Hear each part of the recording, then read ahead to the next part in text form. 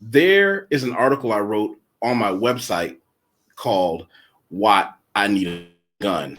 Matter of fact, I'm going to show it to you because here's the trick. I told you kind of the clinical side of the story, but I didn't tell you the dirty that came behind that story, or rather, what was the genesis of this. So check this out. If you go to YusefWateef.com, "What I Need a Gun," it's an informative article. It gives a lot of great information on home security and protection, but I made it a point to not talk about the real dirty of what happened in that situation. And I was in Vegas. It was about, I don't know what time it was. It was that time between late last night and early the next morning when the Vegas heat was kind of smoldering and you could walk outside in the fresh air and it just felt good on your skin. Well, I got up to pee and I noticed I had 30 missed calls over and over and over and again, over and over and over again. I couldn't figure out, why is she calling me? Because this girl, she was not a side piece. She was not a fuck buddy. She was not a friends with benefits. She was just a girl I knew casually, socially. Why would she be calling me at this time of night? So, all right, let's see what happens. I called her back. She picks up the phone crying, just serious tears coming out. And I said, slow down. What's going on? And she's, what? I need a gun. I want a gun. And then in the background, I heard somebody say, "Ma'am, please put the phone down. Please put the phone away." It was the police. And I'm thinking, bitch, are you crazy? You called me in the middle of the night, drunk, crying, with the police in the background to talk to me about a gun? I don't know who you think I am or what kind of lifestyle you think I'm involved in, because clearly you got the wrong person. And, because I realized she was drunk while she was crying.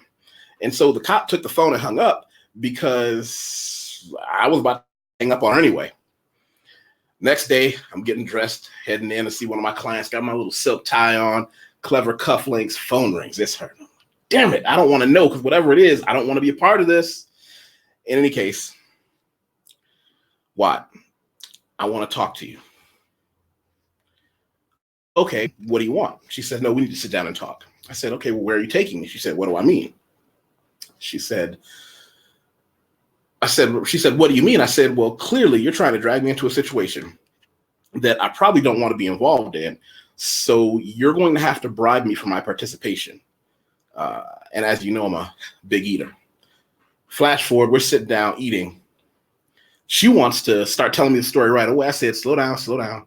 I haven't even ordered my food yet, because whatever this is going to be bad. Finally, I can't avoid it any longer. I looked at her and said, all right, tell me what happened. I woke up and he was in my apartment. He who? I don't know. How did he get in? I don't know. Well, did the police catch him? No.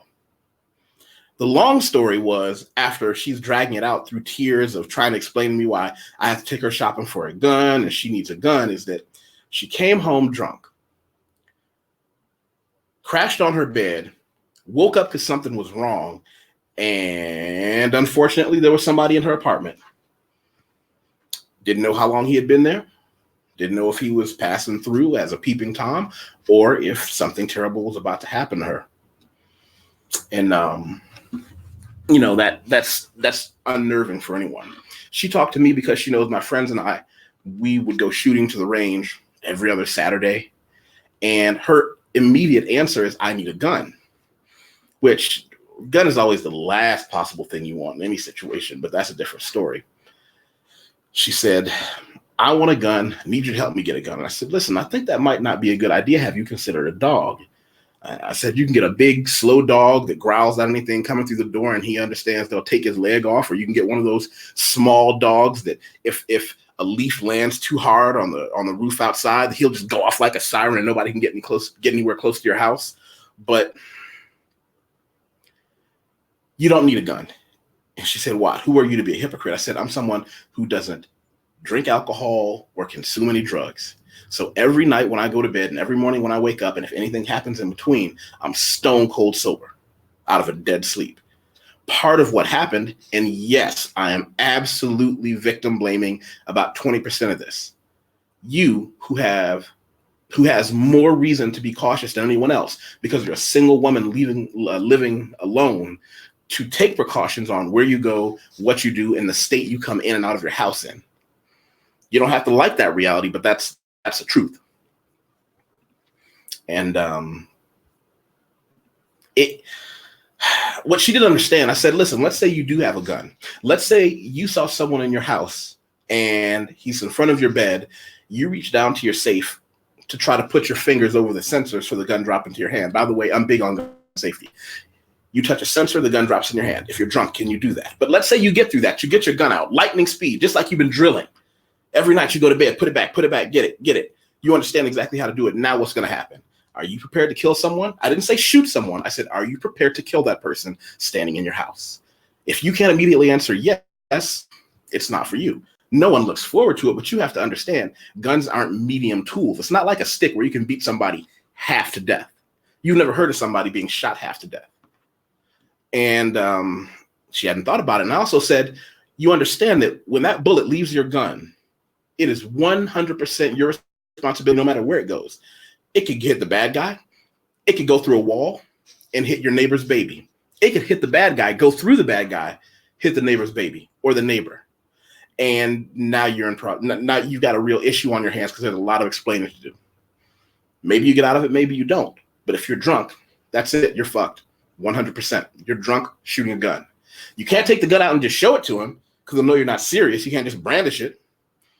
But that's the reality. And I said, well, if you want the other option, a rifle or a shotgun, you've got the same problems, except now you've got this long gun trying to maneuver that in your house. You know, she said, "Why you got a shotgun?" Listen, I've got an old-fashioned Mossberg 500 12 gauge that I just run at least a box of ammo through every month. It's this big, ugly thing. But my whole plan, if someone is in my house, is get my firearm, go hide in the closet, leave my phone, maybe not my phone. Yeah, my phone, because I have a backup phone. Leave my phone, my wallet, keys to my car, anything. I'm leaving it out there because I want him to take that stuff. I want him to take it and go, because not even somebody like me wants to shoot someone, because I understand the consequence of that. I have had friends who had to shoot someone in their house in self-defense. And it, you know, he told me a story that maybe I'll tell you all that story later, but it was one of those reasons that I never want to be in that situation. I said, you know, I'm a grizzly dude and it would bother me. I can't imagine what it would do to you. And I asked her, are you ready for that? Are you ready for that kind of action? Now, the other alternative is just don't go out getting drunk. Because what if he caught you putting your key into the door? What if he'd done any of those? What if you had woke up a second later? We wouldn't even be having this conversation. But what I had to explain to her is that even for people who like guns, anybody who likes guns is authentic about liking guns and wanting everybody to have the choice of liking a gun will tell you it's the last option, because it comes with so many other problems that most people don't tell you about. You know, they don't tell you to be responsible with a gun. I've gone through hours and hours of training at my own expense and hours of paperwork at my own expense. Everybody thinks it's like that one rare event that you see on television.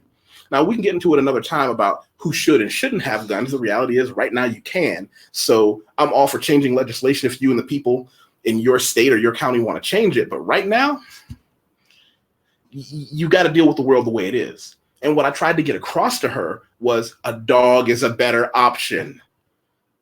A dog is not going to accidentally bite you. A dog is going to know you're you when you come home every night. A dog is going to know who the bad guy is all the time and look out for you even if you're drunk.